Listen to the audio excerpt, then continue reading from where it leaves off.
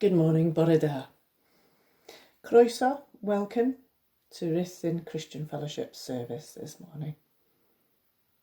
Whether you're part of our church or not, I'm just so glad that you could join us today. Now, I don't know about you, but I've got an awful lot to thank God for over the last couple of months.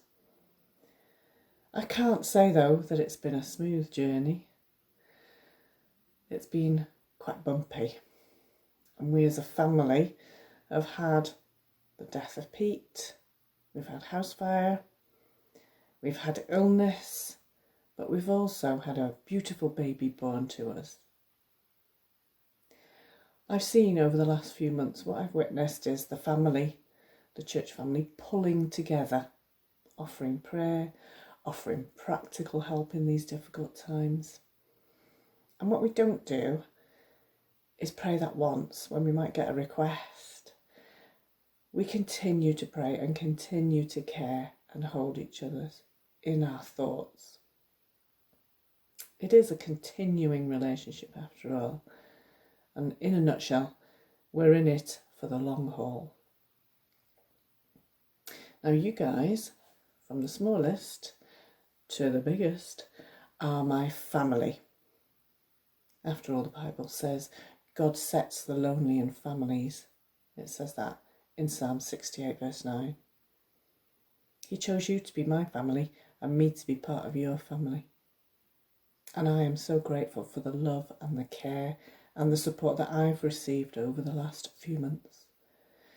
It's great to see love in action in this way. And when people from outside see it, they bring glory to God too. Hallelujah. Today we'll be continuing our Unquenchable series and looking at Acts chapter 16 verses 6 to 15. But first I'm going to pray for us all. Let's pray together. I thank you, Lord Jesus, that we can come together today to worship you with thankful hearts. Thank you for our church family. May we be one today as we celebrate you. You promised where 2 or 3 are gathered in your name, you're with us. Doesn't matter that we're in different places. We come to you as one. Thank you, Jesus. Amen. I hope you enjoy today's service.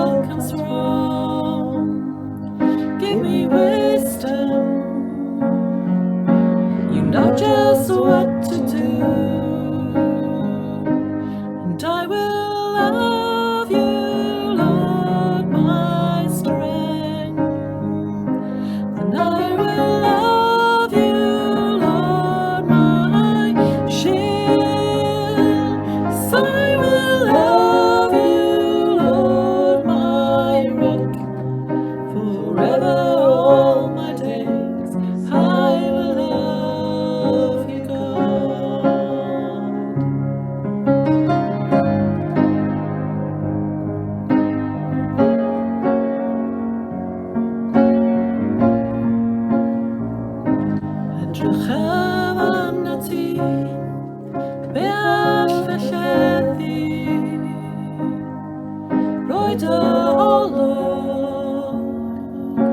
I weled fel y ti, edrych arna ti, ti yw fy nghamod i. Roedd o'i ffynel, ti'n gwybod well na fi. Carafod o'i ti yng ngrym, carafod o'i nghariad i. Carafod o'i ti yng ngwraig, drwy mywyd ac am byth, carafod o'i Dduw.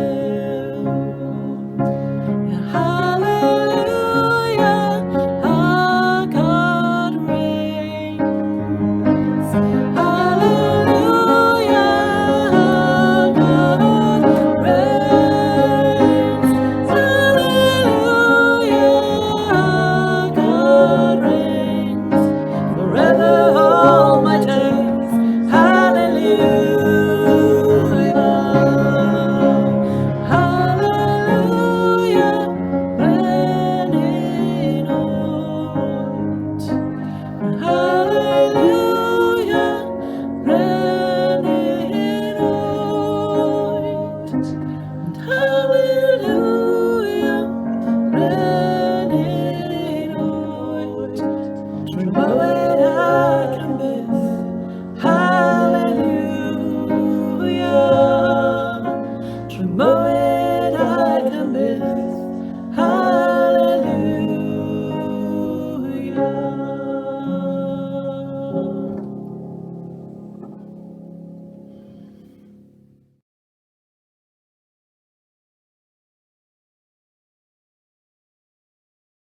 Hi, I'm going to lead the prayers this morning, and I was wondering what to pray about. There's so many things happening in church to different people. We certainly could spend a lot of time praying for each of them, but as I thought about it, I've been looking at the Lord's Prayer, the Disciples' Prayer, whatever you've been brought up to call it in Matthew 6, and I've been looking at it through a devotional by N.T. Wright. And it's not challenged me, but it's brought up some very interesting new ways of looking at it for me. I found it a very, very good little devotional on this very crucial prayer.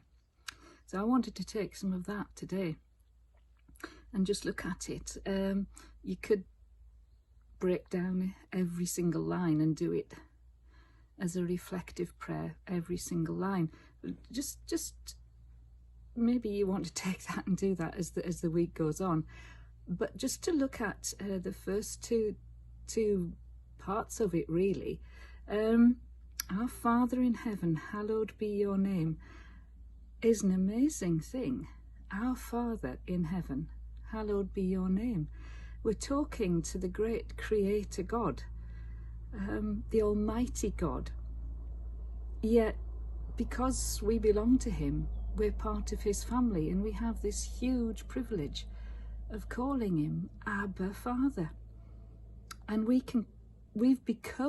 actually become the spaces, the sacred spaces in which God comes to dwell by his Spirit, which is an amazing thought. And when you think of those words, our Father in heaven, hallowed be your name, and I think about all the things I want to pray about, looking through that lens of the great Creator God, who I can call Abba Father, and I'm in his presence.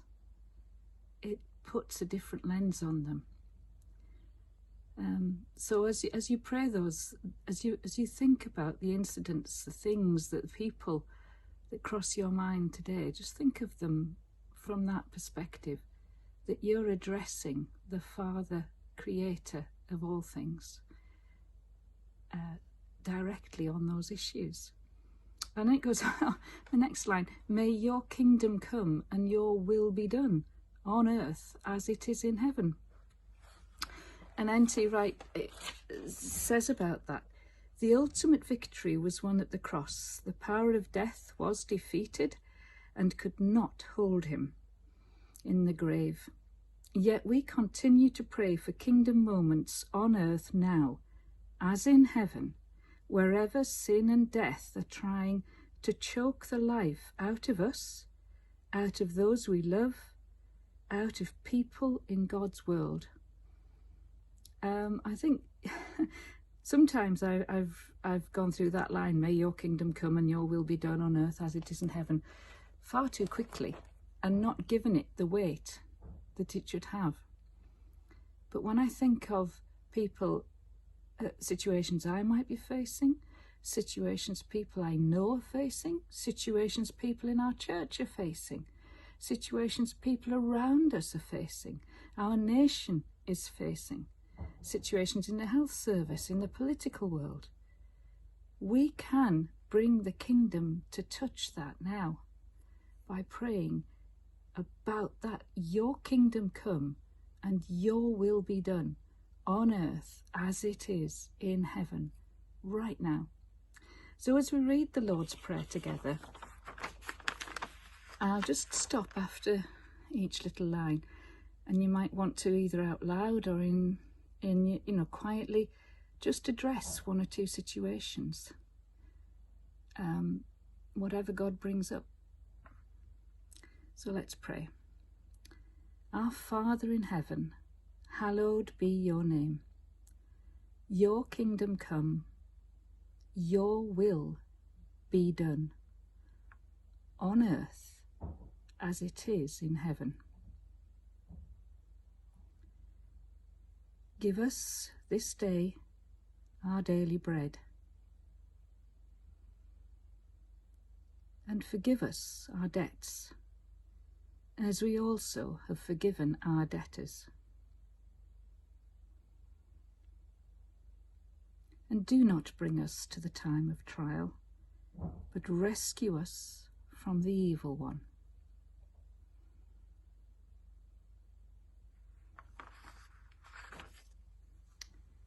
And that's where it finishes, really, in Matthew 6. Through tradition, we've come to add on, for the kingdom, the power and the glory are all yours, now and forever. And that really is a wonderful declaration to make at the end of that prayer. So let's finish by declaring that together. For the kingdom, the power and the glory are all yours, now and forever. Amen.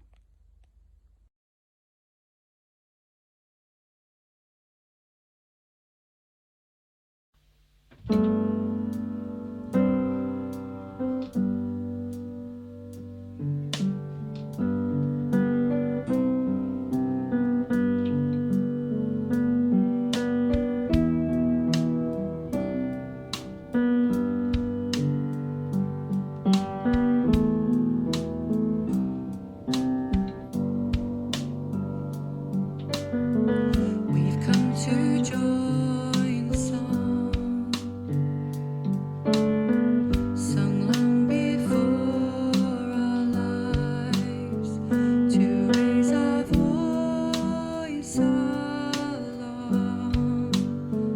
heaven and earth alike.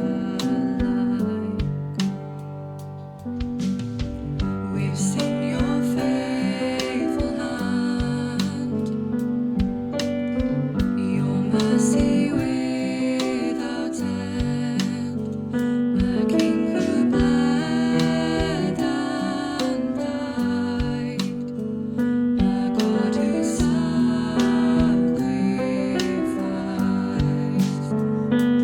Be enthroned upon the praises of 1,000 generations. You are worthy, Lord of all.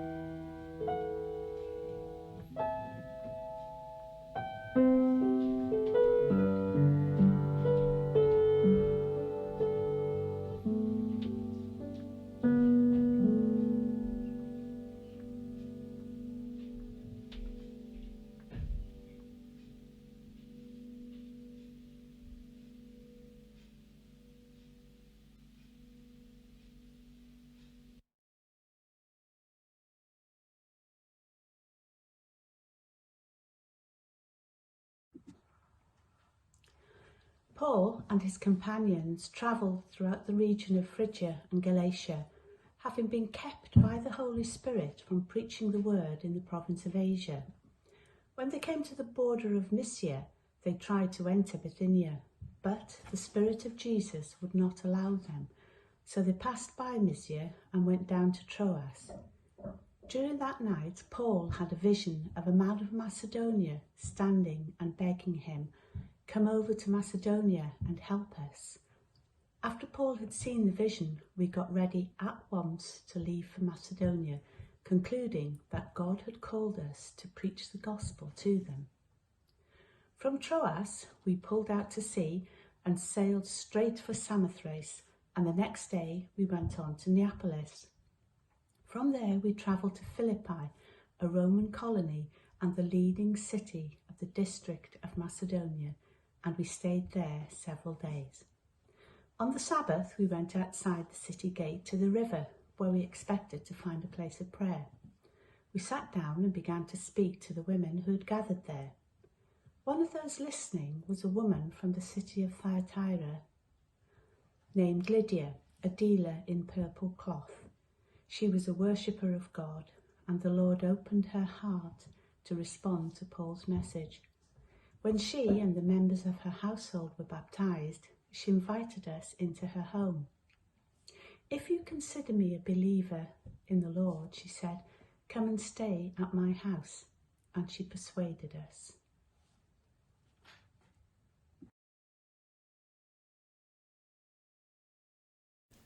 Today we continue our journey through the book of Acts as part of our Unquenchable series. Today we're going to be looking specifically at Acts chapter 16 verses 6 to 15. We left off last week with Paul and Silas. They were back in Derbe and Lystra. They were delivering the message from the apostles and elders in Jerusalem and overseeing a time of real growth in that church and the church being strengthened. Today we pick up with them actually moving away from there into the region of Phrygia and Galatia. You know, this is a really interesting passage of scripture, and we alluded to it a few weeks ago, where Paul and Silas were finding that the Holy Spirit was actually preventing them from entering into certain areas. It's interesting because the wording is very specific. It's not a man-made obstruction, persecution or a problem relating to lack of. It's very specific. In verse 7 it says, "When they came to the border of Mysia, they tried to enter Bithynia, but the Spirit of Jesus would not allow them to." That's really specific, isn't it? Paul and Silas were trying to get into Bithynia. They might have been trying really, really hard, but for whatever reason, somehow the door just remained firmly shut, and they witnessed that actually it was Jesus who was preventing them from entering. Does that mean for a moment that God was not at work in Bithynia? No. It just meant that Paul and Silas had other places to go. They had other business to attend to. We don't know how they were prevented or what the circumstances surrounding this closed area was at that time, but it's possible, but not recorded, that they actually heard a prophetic word or they had a dream. But whatever it was agreed that the Spirit of Jesus had actually prevented them. An interesting aside here, the phrase of the Spirit of Jesus really just points as well to Christ's deity. In Romans 8:9, Paul uses this phrase interchangeably. He says, "You, however, are not in the realm of the flesh, but are in the realm of the Spirit, if indeed the Spirit of God lives in you. And if anyone does not have the Spirit of Christ, they do not actually belong to Christ." Going back for a moment to the attempt to get into Bithynia, a couple of things here that I think are really, really helpful to note. God, as he always does, had a plan. Sometimes, when God is saying no to us, it doesn't mean necessarily no, full stop. It just means that God has a different plan for you and your life right there and then. Just imagine for a moment what it could have been like if Paul had ignored the Spirit of Jesus and just gone and done his own thing. Maybe they would have just been sidetracked and missed the opportunity that was before them in Philippi and Thessalonica. And we're going to be looking at that in a bit of detail over the next couple of weeks. But just imagine if that had happened. Maybe the opportunities in Philippi and Thessalonica, right there and then, at that moment in time, were just more strategic and had more strategic importance there and then. Maybe the books of Thessalonians and Philippians would never have been written because they were birthed out of a relationship that was made on these journeys. You know, Paul really understood what it meant to have boundaries in his life and boundaries to his influence. You know, it's true to say just because you have success or failure in one place, it doesn't mean that you will automatically have success or failure in another place if you just do the same things. You might have your tried and tested sermons, programs and methods, but unless God has opened the door for you and you've witnessed his leading, it will only lead to disappointment. Notice that I did not say failure there, because sometimes things that we think are a success aren't actually a success at all. Paul speaks of this in 2 Corinthians 10:13 and 18. He says, "We, however, will not boast beyond our proper limits, but will confine our boasting to the sphere of service God himself had assigned to us," a sphere that also includes you. You know, we're not going too far in our boasting, as would be the case if we'd not come to you, for we did get as far as you with the gospel of Christ. Nor do we go beyond our limits by boasting of work done by others. Our hope is that as your faith continues to grow, our sphere of activity among you will greatly expand, so that we can preach the gospel in the regions beyond you. For we do not want to boast about work already done in someone else's territory, but let the one who boasts boast in the Lord. For it is not the one who commends himself who is approved, but the one whom the Lord commends. You see, this is not an excuse for doing nothing. This is an opportunity to see what God's plan is for your next step. Doesn't it? It says, our hope is that as your faith continues to grow, our sphere of activity among you will greatly expand, so that we can preach the gospel in the regions beyond. Sometimes we have to wait. We have to grow in the experience. We have to be patient and see what God is doing. And be confident that God is creating the optimum moment for us to become involved. That doesn't mean that we do nothing. We just slip into what God is doing right there at the present moment and just keep on watching for something to shift or change. Another scripture that's helpful as we move on quickly regarding Bithynia is found in 1 Peter, and it starts off this way. It says, "To God's elect exiles scattered throughout the provinces of Pontia, Galatia, Cappadocia, Asia and Bithynia, who have been chosen according to the foreknowledge of God our Father, through the sanctifying work of the Spirit, to be obedient to Jesus Christ and sprinkled with his blood." See, the great thing with God, and someone might need to hear this today, is that not now does not necessarily mean not ever. It just might mean not you, or not you at this moment in time. Certainly, Bithynia was reached with the gospel without Paul and Silas's help. This is really hard to take sometimes when you know that God has laid something on your heart, but no matter how hard you pray or try, it just doesn't seem to work out. What is more important is that we learn to keep in step with the Holy Spirit. As individuals, we need to learn to discern, and that often includes making mistakes. And we learn to hear that the Spirit of God as we immerse ourselves in Him and in His Word. But you know, God knows Paul's heart, and He doesn't leave him with a void. He gives him a dream, and in that dream, he sees a man begging him to come over to Macedonia and help them. Paul responds, and they're pretty much on the next boat out of there and on their way to Macedonia. You know, that speaks to me of Paul's availability and his willingness to obey. Oh God, that, you know, I would be that available and willing to respond. You know, you have to understand, this is not about opportunities just for the strong and the powerful. This is opportunities for the willing and the faithful. I love the scripture in Revelation chapter 3 where the Spirit of Christ is speaking to the church in Philadelphia. And he says, "I know your deeds. See, I have placed before you an open door that no one can shut. I know that you have little strength, yet you have kept my word and have not denied my name." They kept his word. They'd not denied him, and God had opened up a door for them of opportunity. I think it's true to say that we are learning a lot about ourselves during this time of lockdown. But it's also true to say that we're learning to trust God at this time, with our dreams and with our passions. We need to somehow posture ourselves for the opportunity that God gives even before we receive them. And I think that was true of Paul and Silas. Who knew, what was going to happen next? And who knew what was going to happen during this time of lockdown? That we could even, as a church, find so many opportunities to serve, helping in our neighbourhoods, serving our local church, community and family in all kinds of creative and wonderful ways.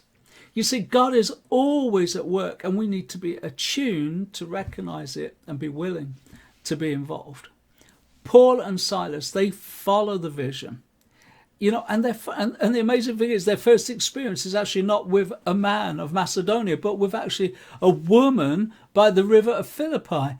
And they sought, as they were seeking out a place of prayer, they actually found an opportunity to proclaim the gospel. And Lydia responds, and she and her whole family are baptized, and she goes on to provide a place for Paul and Silas to stay, a launching pad for their ministry into Philippi. And out of that encounter flowed subsequent opportunities that we're going to explore as we go forward. I just want to dig a bit more of a well here. There's a scripture in Isaiah that says, whether you turn to the right or to the left, your ears will hear a voice behind you saying, this is the way, walk in it. A much wiser and more learned friend of mine used to say, we need to learn to trust his voice, and often we will hear it when we're actually trying to walk in obedience, but when we kind of step off the path, then we'll hear that voice, get back on the road. God reminding us, no, this is the way, walk in it. Just that gentle and trustworthy voice of the Holy Spirit. How do we hear his voice? Well, we're going to make ourselves available. So here I am, Lord. It's got to begin there. And we allow God to transform us by the renewing of our minds. I'm not talking here about some new age stuff. I'm talking here about just dwelling in the word of God and in the presence of God. Remember what I said earlier about posturing ourselves. We have a big say on our availability and sensitivity to the voice of God. If we spend all our life just, entertaining ourselves, then we're going to miss it. But Paul says in Romans 12:1-2, he says, therefore I urge you, brothers and sisters, in view of God's mercy, to offer your bodies as a living sacrifice, holy and pleasing to God. This is your true and proper worship. And then he says, do not conform to the pattern of this world, but be transformed by the renewing of your mind. And then you will be able to test and prove what God's will is, his good, pleasing and perfect will. It's true to say, if you don't spend time in the Word of God, you won't understand what God's will is for your life. Here are some amazingly simple tips that will help you become more sensitive to the Holy Spirit. Commit to reading your Bible every day. If you need some help, just give us a shout. We'd love to come alongside you and walk with you through that. Start to memorize some Bible verses. Start to allow those verses to dwell in you. Recite them, sing them, rhyme them, pray them, allow them to take root. Remember the book we gave you, Hide This in Your Heart. Have a look at that for more encouragement. Finally, as it says in James 4:8, intentionally we draw near to God, and as we draw near to God, he will draw near to us. This is really, really important. If you never draw near to God, then don't be surprised that you don't hear his voice. If you don't make time in your day and time in your life, if you're not willing to sow into that, then you're not going to receive anything from it. In fact, the Bible says, and it's kind of talking about money and what we have in the way of possessions, but it could be applied this way. Whoever sows generously will reap generously. Are you willing to sow generously into your own life in these ways? This is not for just those who think that they're in ministry. This is all of us who are actually in ministry. I've been reading the book by Neil Cole called Pray. And I'm going to finish here. And he says, praying and obeying God by faith does not lead to a safe story. But none of the tales that are worth telling are safe ones. Leave the harbour. Set sail into the open waters on a journey that you will never forget and never regret. I think Paul and Silas would agree with that. That they were literally willing to set sail at a moment's notice to go to a place that really they had very little preparation for, except the leading of the Holy Spirit. And they found themselves in places, with opportunities that they never even expected, because they were obedient to God's call on their life. So I want to encourage you with that. And as we open it up further next week, please join us. And I just pray that this week you will know God's hand upon you as you just press into him. In Jesus' name. Amen.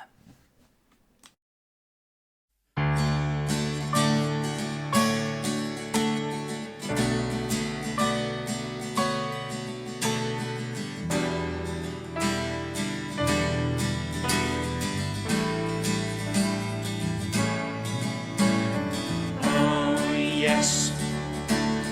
How I love Jesus, friend of the lonely, healing my pain down through the ages.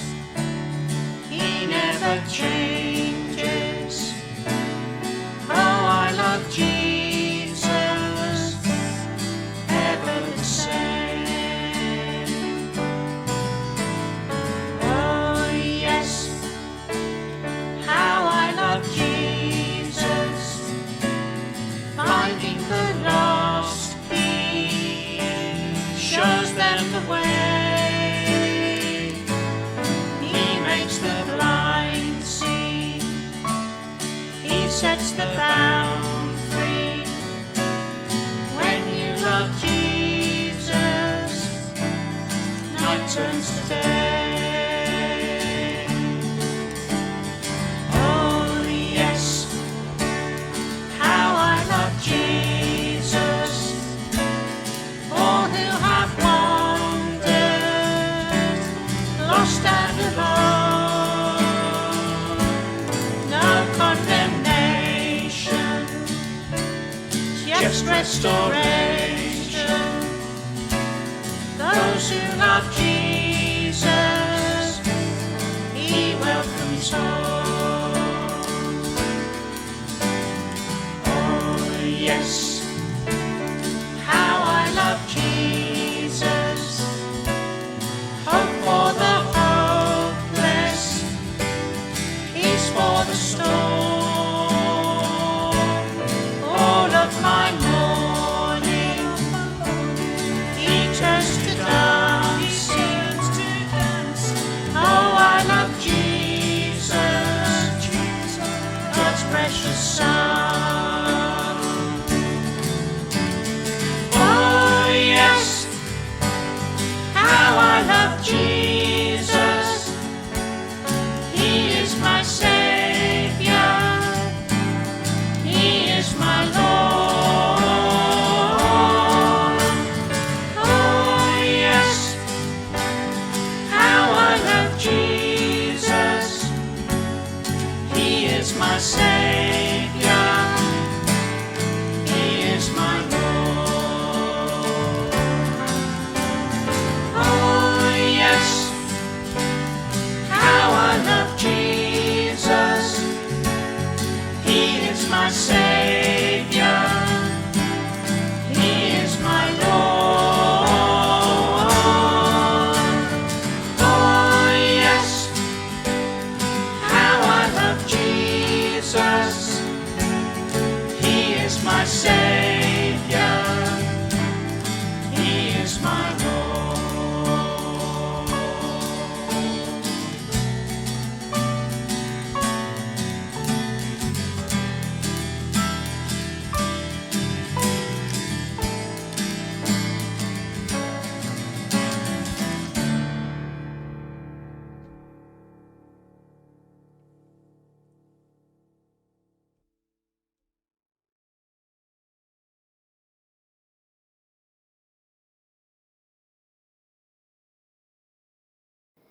Hope you enjoyed the service.